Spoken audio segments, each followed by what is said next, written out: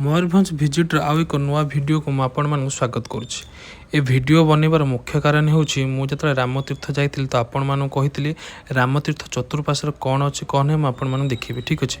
तो मु मो कथा रखिक भिडियोटी बनई तो रामतीर्थ आप तो बुलाबुली कर जस्ट फेरवा बाटर आप देखा पाए गोटे घर थी घर भर मानने चित्र अंकाई कौड़ भाव में गोटे बाघ गोटे हरिण को शिकार करुच्ची आउ गोटे छुआ हरिण कौ भाव में माँ पाखर क्षीर पीऊँची शियाल भालू इत्यादि यही सब माने ये सब चित्र ये अंका है जे आप छोट छुआ को लेकिन आसे देखापी कि आप सांग मैंने इंडिया बाहर जदि आसिले ये बुलाया मैंने आप बुझे बाघरे उपकारिता या अपकारिता या माने जंगल सुरक्षा करुच्ची ठीक अच्छे। एमती बहुत किसी चित्र अंका अच्छे देखो सब खुशी लगे कौड़ भाव छुआ बाघ ता माँ सहित खेलुं ठीक अच्छे। तो आप थे ये आसतु बुलाया बहुत माने सुंदर लगे।